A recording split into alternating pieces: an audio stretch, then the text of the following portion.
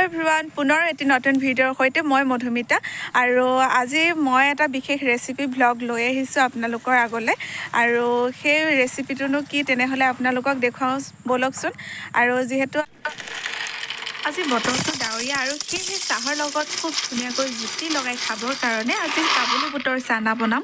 আৰু কাবুলী বুটৰ চানা বনাবৰ কাৰণে মই এতিয়া এটা বাটিত কাবুলী বুটখিনি বাকি লৈছোঁ আৰু ইয়াতে মই পানী দি দিছোঁ আৰু এচামুচ বেকিং ছ'ডা দি দিছোঁ।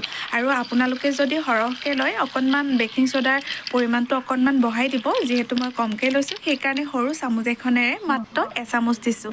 আৰু এতিয়া এইখিনি মই তিয়াই থ'ম।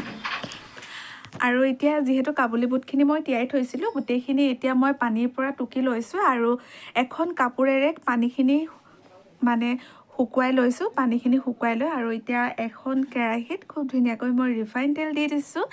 আৰু এতিয়া এইখিনি চাওকচোন, পানী নোহোৱাকৈ খুব ধুনীয়াকৈ মই পানীখিনি টুকি ল'লোঁ। আৰু যিহেতু পানী থাকিলে গালে পানীখিনি অলপ উফৰি আহিব পাৰে আৰু যিহেতু গৰম তেল গাত পৰিলে দিগদাৰ হ'ব, আৰু সেইকাৰণে মই এতিয়া পানীখিনি যাতে নাথাকে খুব ধুনীয়াকৈ মই শুকুৱাই ল'লোঁ। আৰু অকণমান যদি বতৰটো ভাল হয়, ৰ'দ বতৰত বনায়, তেতিয়া অকণমান ৰদায়ো ল'ব পাৰে। বহুত বেছি ৰদাব নালাগে, যাতে অকণমান কোমলি তিতি থকা ভাৱটো থাকে, সিমানটো ৰাখিলেই হ'ল। আৰু এতিয়া এইখিনি খুব ধুনীয়াকৈ সিজি গৈছে চাওকচোন, লাহে লাহে ৰঙচুৱা পৰিছে। আৰু এনেকৈ গেছৰ ফ্লেমটো ল' কৰি লাহে লাহে কম জুইত ভাজি থাকিব।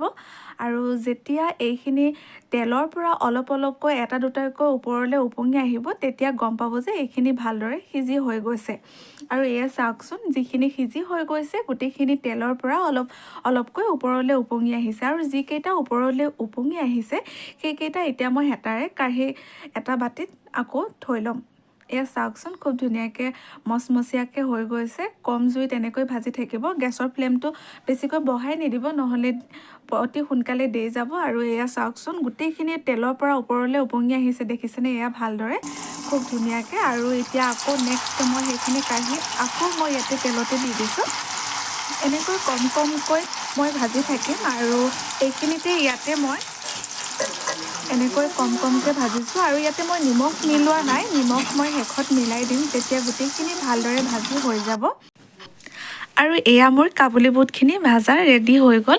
আৰু ইয়াতে মই যিহেতু মছলা এড কৰা নাছিলোঁ, আৰু ইয়াতে মই এতিয়া মছলা এড কৰিম। ইয়াতে মই দিছোঁ জলকীয়া গুড়ি আৰু এয়া হৈছে জিৰা গুড়ি। আৰু এতিয়া মই অকণমান সোৱাদ অনুসৰি অকণমান নিমখ দি দিছোঁ আৰু গোটেইখিনি ভালদৰে লৰাই লৈছোঁ।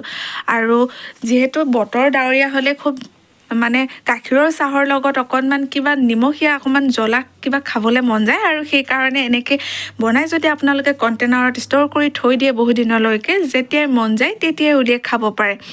আৰু চাওকচোন, বজাৰৰ পৰা কিনি অনাৰ দৰে খুব ধুনীয়া হৈছে, দেখিবলৈও ভাল হৈছে আৰু খাবলৈও খুব ধুনীয়া হৈছে, টেষ্টি।